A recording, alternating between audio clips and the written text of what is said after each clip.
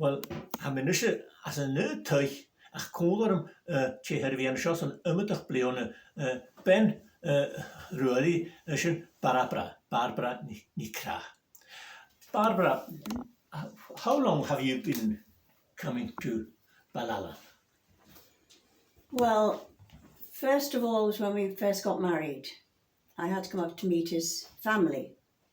But his mum was poorly, so we travelled to Inverness first, and I met his mother, which was very nice. Then we travelled on to his friend, Pam, his best mate at sea, his wife, so we stayed with them. Where was it? No, that was... Sorry. Where was Pam? Carmyle in Glasgow. Uh-huh. Yeah. Then we travelled over to, where was it, Kyle? For the ferry. Yeah. And we came over on the old Loch Seaforth. Yeah. And it was a bad crossing, and I didn't like it at all.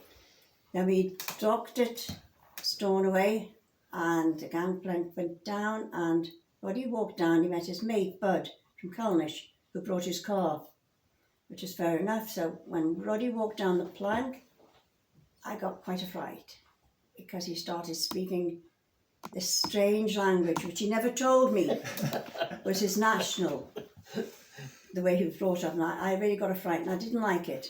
Anyway, he said, introduced me to Bud, that was very nice. Then we took him back to Culnish. Now, Stornoway was nice because there was lots of lights. And we got in the car, and we drove, and from now I know it was the Pentland Road we took. Oh, my goodness. And there was nothing at all. All I could see was darkness. And I just didn't know where we were, or where he brought me to, put it that way. Went to Culnish, dropped him off, then we headed back to Bala. We came over the hill, and there was nothing, I could see nothing but one white light. And it was the outside light of his aunt and uncle's. Went down there, fair enough, introduced me. There was a lovely spread on the table. It was really nice. And went to bed, and I got up the next morning, I looked out the wee window, and it was beautiful. So the lochs and the hills, it was absolutely gorgeous. Came downstairs, went to the door, I thought, oh no. Just a few houses, not many, not like today. Only a few houses dotted about, and as I say, they were very nice, and I was introduced to his, auntie's friends and that. There was Dolly Baker and all these people, and as I say, it was nice but too quiet for me. I was used to the city and a lot of noise, and they had cows and she had hens and there were sheep, which I'd never met before, I'd never seen. And I remember Auntie Rhoda saying to me, go down and let the cow up the barn. I thought, fair enough. She gave me a stick. So I went down to the byre, and luckily there was hay in two of the stalls, and the cow was at the end stall. I'm terrified. So I got the end of the hook, and she was chained on. Stick, yes. Well, a stick with a hook on the end. And I went down, and I stood up on the hay, and I was trying to unhook with this stick to let the cow off. Well, I was there for ages. And in the end, I managed to do it, but by this time, Auntie Rhoda was coming down from the house to see what had happened to me. And of course, I never let on that I said I was talking to the cow. That's what kept me there so long. And I say, it was nice, but I wanted to go home. So we came home. Well, yes, that's right, Vic Shepherd, my son and my brother-in-law. That was the guy that I met on board the ship. He was a chief steward. He's the guy to blame for all this. Yes. So he phoned Roddy and said, come home and we'll start a taxi business, which was fine. We went back home, which I was delighted, we loved it.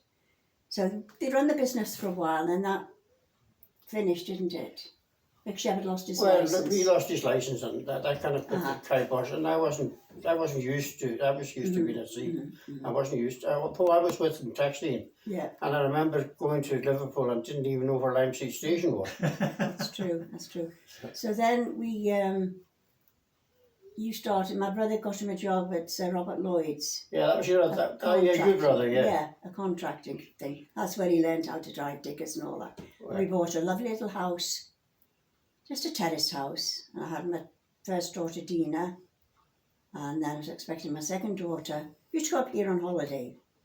And then we got news that Auntie Rhoda was very poorly.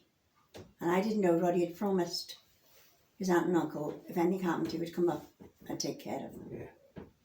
Which is fair enough, so I didn't want to come. I really didn't. In fact, he drove around the streets once or twice. And I was saying, no, I'm not coming. I'm not going up there. And it was my father that said, look, you married the man. You just got to go and try it. So I packed a few things in the back of a van, left all my belongings, the kids' toys and that, and we came up here. Auntie Rhoda passed away, fair enough, which is very sad. Then I met the rest of his aunts and that sort of thing. That was fine, so we stayed for a while, but I still couldn't settle. So I was backwards and forwards. That's my From experience. here, back home, I'd go home for a fortnight, 3 weeks, come back with the girls again. And in the end I thought, well, there's no point. I'm living here now and that's it. Then, of course, the hard work started. Well, I learned how to cut peats, how to throw peats, how to lift peats, how to milk cows, how to make butter, how to make crowdy, black pudding, white pudding. It's all taught to me, fair enough. I enjoyed that. I didn't enjoy the work. you did. No, not really. Of course. I had one daughter by the hand and one on my hip. There was no houses up the hill then. I used to walk up the hill, over the hill, down to the loch, walk round the loch, we'd take a picnic, and I'd lift all the peats and come all the way back the same way. You did hay, you did corn. There's a lot of things, planted potatoes, but it was a lovely community then. People helped each other. Your next door neighbour, you'd go over and help them plant potatoes. They'd come over to us, do the same thing, the same with the hay and the corn. I mean, it was a lovely, we had the vans. We never used to go to town. We had the vans coming out the shop. There was Dolly Baker's van. There was Dolush, he was the fish. Then there was another van that came for the bread. And there was one that used to come with, used to sell big crates of lemonade. And he'd come once a month. One So- accord. So then you didn't have to go to town. Going to town was a treat. And you go, there was a, I don't remember it, there's a, in the town square, it used to be a coffee, a tea room. And you'd go there for, Mum would come home on holiday, and you'd go there for your treat. And then there was Woolworths and all the big shops. And it was a great day out. But then that was life, and now it's completely changed. There's no community as such, not as I knew it. There was no houses, hardly any houses. You could look from our house right up to the top of the hill. Well, there was houses. Yes, but nothing like there is today. No. There was the Black House, there was Muddy's next door, there was Peggy's, no, Kathy Killen's. Then there was the other chap, what was the one down below? Vodka. No, the one that, I'm Willie. no, Colin Gollis was there. Ken Roddy were on his croft. Who was the one? Well, that was Ray Moore. That was the butcher. No, down below. Oh, Rob Monty. Rock Monty. It was supposed to, yeah. And then you'd see Annabelle's mother and father's house. But that was it. The rest was clear. And there was no trees. Well, it's really interesting hearing that, Balalan, from the perspective of somebody who was born and brought up in the city, who came here, hated it, Oh, yes. but then has spent the rest of her life here. Oh, yes, I wouldn't change it now. It was one of the kids, their education was next to none. They loved it here. You could let them out. There was no fear of, anybody picking them up or, at home you were always frightened to let the children out. You never know who would walk past, and What is home now? home is here.